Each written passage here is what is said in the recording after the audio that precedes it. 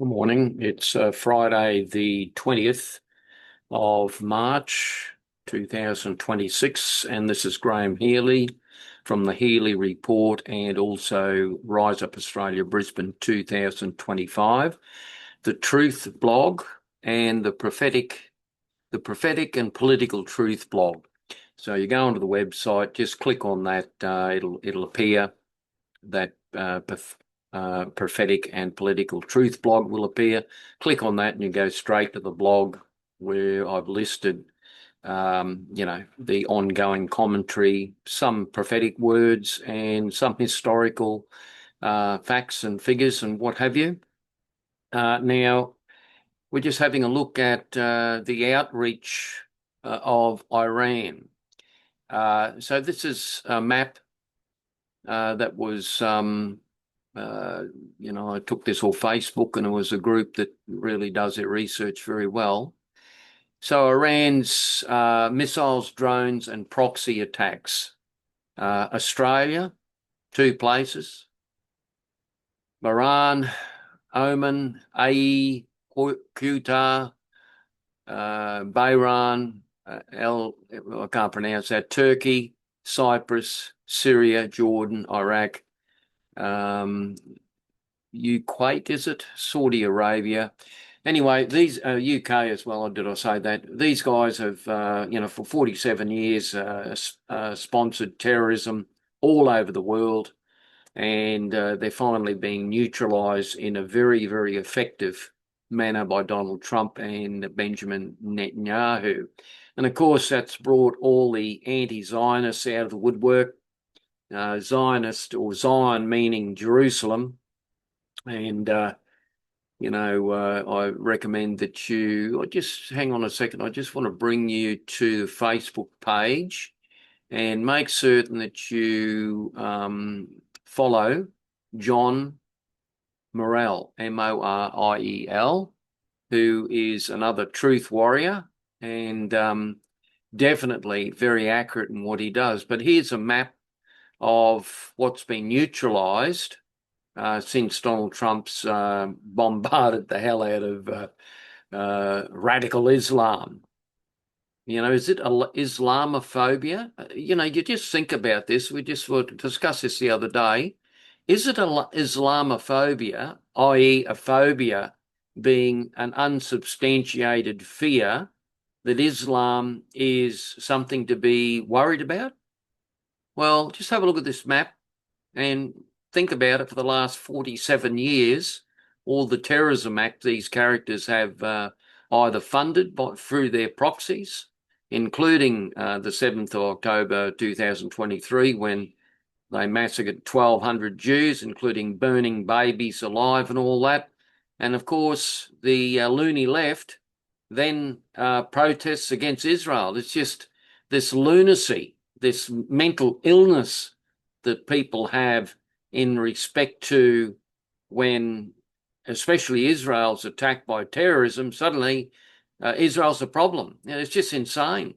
As one of the associates on Facebook said the other day, just imagine the attack on the mosque in Wellington. After that attack, everyone accused the Muslims of that they were the problem and not the attacker. So this is what happens.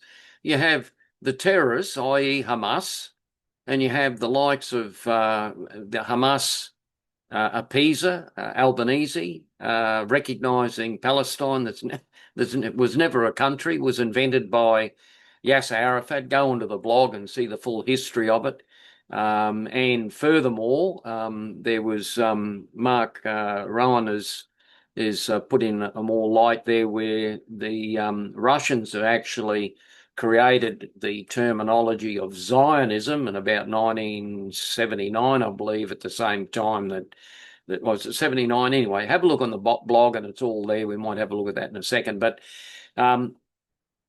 interestingly, always when Israel's attacked, suddenly all the left decides that Israel's a problem. You should accept that terrorists go chopping people's heads off and burning babies alive and all that, raping women in the most obscene way, killing animals even. They've killed all the dogs there. They shot them all dead. You know, for you animal lovers, these terrorists are even killing precious pets. And suddenly the left accuses Israel of genocide, for God's sake. You know, this is just madness. It's a mental illness, and it's the rise, what I call the rise of the Hitler spirit, the anti-Semitism. And I like to use the word anti-Israel because then some characters play around with the word Semite, what's a Semite, and all this sort of rubbish. So we just go back to this diagram with John Morelli. Now you can have a look what remains of Iran's proxies, that the ring of fire around Israel built by Qasem Soleimani. Now, 1, Hamas cannot and will not dare to launch. 2, the Houthis have not dared to launch for 18 days. The militias in Iraq barely register in Israel. The militias in Syria effectively gone. Hezbollah reduced to about 20% capability with a trend still downwards. Iran no longer stands as a regional power. So this is already it's a mighty victory for USA and Donald Trump and Netanyahu from Israel. So they've effectively eliminated, and they're still finishing the job, of the greatest terrorist threat that's been festering like a cancer for 47 years, since 1979. And not to mention that the Ayatollahs there have murdered something like 1 million of their own people since 1979. You know, if you resist this death cult, they just kill you at the end of the day. You know, the religious leaders hang people in the streets. The religious leaders, which are Islamic, by the way, this is Islam. This is the raw side of Islam. It's nothing is moderate Islam. Islam is Islam. If they believe in the Quran and their other 2 books, the Hadith and what the other one is, I can't remember now, but they believe all that. The fact is that they also believe in, let's just put this is what they believe. This is Islamophobia, according to Albanese. You know, signs a letter up the other day, Islamophobia Day or Islamophobia Week. So, you know, if you were looking at what these characters have done over the last 47 years, and this is missiles attacks all around the central Middle East area, do you think that's a phobia, like a phobia being an unrealistic perception of Islam? Is that a phobia? Perhaps when you look on the Religion of Peace website.com and you see there's over 50,000 terrorist attacks since the Twin Towers attack. So 50,000 terrorist attacks all over the world by the Religion of Peace. So, you know, is that Islamophobia? No, it's Islam realism.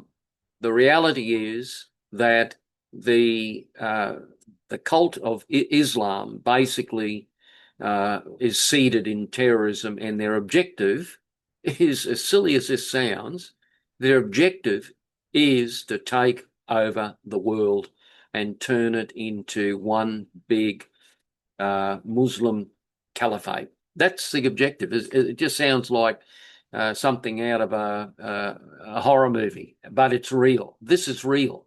This is really happening. You know, this is real. All these maps on what they've done in the Middle East and in Australia, when we go back to this map here, like including Australia. And the problem is that we have the Albanese government. Isn't it an embarrassment, apart from running the country into the ground? They're appeasing terrorists. Albanese signed off on the recognising Palestine agreement with Keir Starmer and all these other fools from the UK and Europe. And what that effectively did, of course, was recognise Hamas, which is a terrorist group. So they're appeasing terrorists. And, when in the UK in World War II, when they were appeasing, Chifley, I think it was appeasing the Hitler at the time. They wanted to do deals with Hitler. They wanted to appease Hitler, thinking that, well, they're not going to touch the UK if we give them what they want. And then, of course, Churchill came along and he said he was the one man that stood up against it. Now, in Australia, at the moment, we've got a similar thing going on. We've got the appeasing of Islam. People like the radical left seems to join forces. The communists and the what I call the radical left, socialists and communists, they think that Islam will push their agenda forward. The reality is Islam's a big monster in the background that is laughing at the socialists and even the communists, knowing that they will push their agenda when the socialists and communists suit their particular agenda. So, in other words, none of that's going to work out for the socialists. The bigger monster will take over. The bigger evil will take over. And it's sort of ironic in a way because you've got all these LBG agenda people linking themselves with Islam. And you send them over the Middle East and they'd immediately get killed. You send homosexuals over the Middle East, immediately they get thrown off buildings and hung in the public streets. It's just it really is spiritual, the connection, because it's just a demonic spirit basically, and so without going too much down the spiritual line, but in Australia, we're facing a major problem, and that major problem is Islam. End of story. Now, forget about Islamophobia. That is just a manufactured word to get people off focusing on what they're actually doing. So let's call it Islamo realism. Let's look at the facts. Let's look at how many terror cells are in Australia. Let's look at the terrorism in Australia as Rowan Dean of Sky News highlighted the other day. Just before World War I, there was a major terrorist attack by, I think there was Turks. There were Turks or Afghans shooting a whole lot, at least 7 people or more, at a picnic in Western Australia there somewhere. I've got it on the blog. Go and have a look at that. Rowan highlighted that. So the terrorism factor or the Islamic extremism, and when you talk about Islamic extremism, there's no such thing. It's basically they're all reading the same book. So, it's like, for instance, just recently when the mass murderer of over 1 million of his own people, the Ayatollah, was killed, we got these mosques, maybe 5 or 6 of them plus more, commiserating the death of a mass murderer in Australia. Now, what sort of people would turn up to that? Hazard to say, it will be those connected with terrorism, no doubt. So Australia's in a real problem area in this area. And the issue, forget about the economy. I mean, the economy's in a mess and all the rest of it, but our problem is Islam here in this country. That's the Trojan horse. That's the problem that's going to manifest itself and has been manifesting itself. So, we can look at mass immigration, and that's a problem because they're taking all the immigration from the Middle East and, Gaza and all those places, bringing in terrorists everywhere, bringing our ISIS brides. I mean, it's just insanity what's going on. So it's got to stop. We haven't got an opposition really. Angus Taylor, I wouldn't give him 2 bobs worth, and what's his name that just took over the Nationals? I forget what his name is. I've forgotten it already. Bit of a show pony, Matt Canavan. I don't give him much of a run. We really need an alternative government to rise up, and all I can see at the moment is, Pauline Hanson is rising up. She's stood up for the Israeli people, therefore, has got a blessing from the Lord automatically. So Pauline's, and with Barnaby Joyce, that's a big factor, and I think they've got Corey Bernardi will get into the Senate there in South Australia. I'm pretty confident of that. So I think the way forward is to have a third alternative party, be it One Nation, in the Senate and have control of the Senate. That's a big start. Lower house, I don't know whether you can do much about that, but if you're controlling the Senate, there's a lot of power in that, and that's what the Greens have done in the past. They've joined forces with Labor and controlled the Senate, and of course the Liberals have just been a complete joke, really. And even the Nationals, I mean, they still believe in net zero. Can you believe it? Little Proud comes out and says, I still believe in the science of net zero. And I mean, I don't know why he wasn't removed from his position earlier on, but then, Canavan's better than that, but, a little bit of a show pony, put on his little dark sunglasses and think he's in a Terminator movie or something. So we need a little bit more leadership than that. We need a very strong force against all forms of radical Islam and even all forms of Islam that step out of the line regarding the Constitution and Australian Judeo-Christian values. There has to be a really major pushback on all this, and we're not going to bow down to the what I call is the death cult of the Islamic forces, like what's happening over in Iran. I mean, this is what we're looking at. So, just compare what's the Ayatollahs are doing in Iran. That's Islam.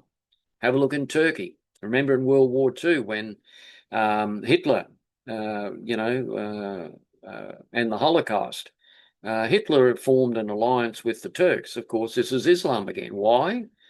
Because they want to exterminate the Jews. I mean, it's like, something out of a Doctor Who movie with Daleks running everywhere, exterminate, except these characters are absolute monstrous butchers.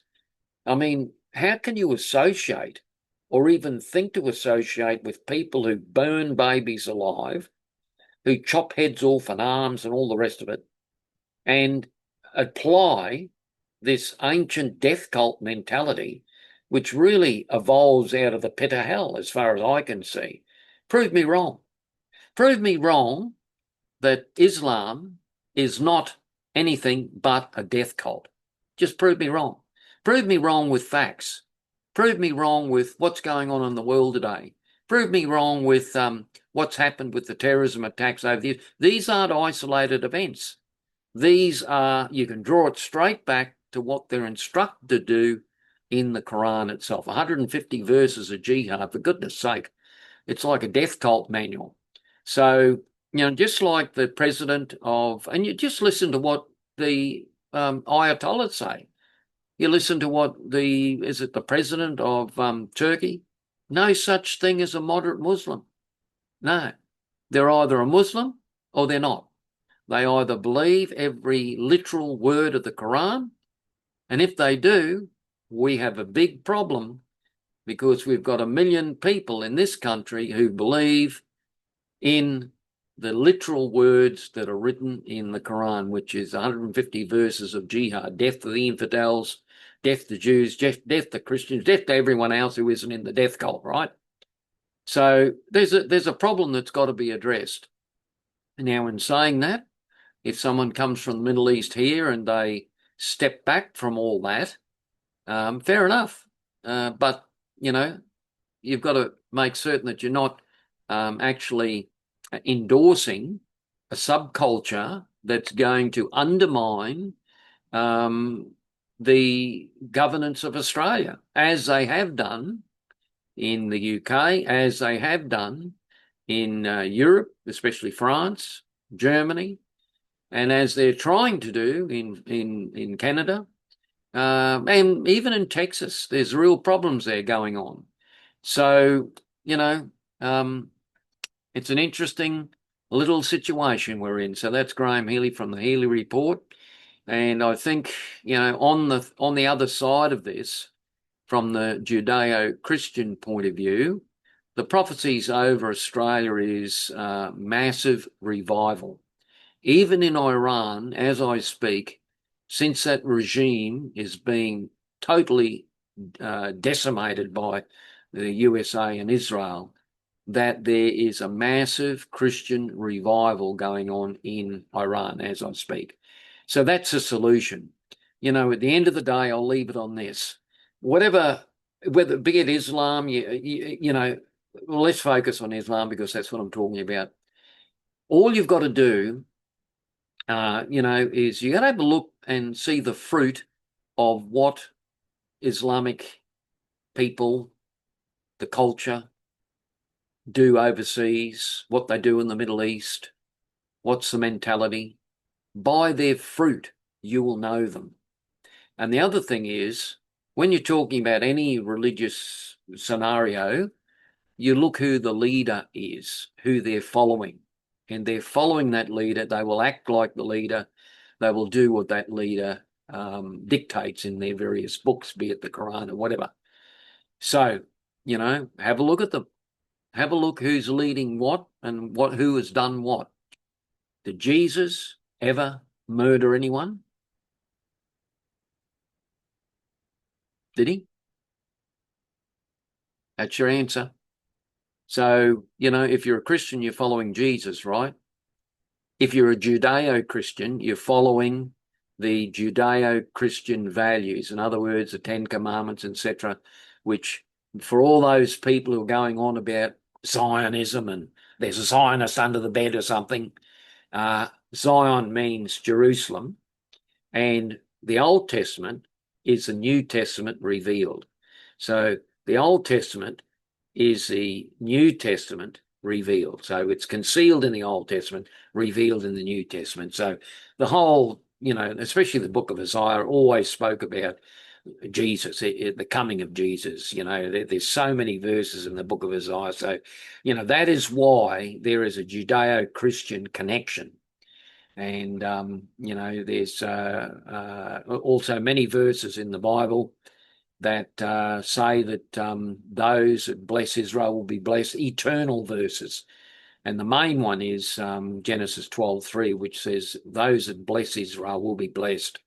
Those that curse Israel will be cursed. And this is talking, this is God himself speaking. So good luck if you want to curse Israel. You'll automatically curse yourself. So as far as I'm concerned, I'm sticking with Israel and the Christian faith. And also, I don't want terrorism in this world.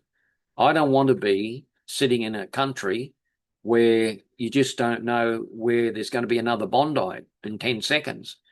These people were homegrown. Where were they homegrown? In the local mosque in Sydney, down in Lakemba somewhere. They were listening to all the 150 verses of jihad and everything else that they say. It's actually public knowledge. You see what they're saying in the streets now, and it's all recorded. We've really got to do something about it.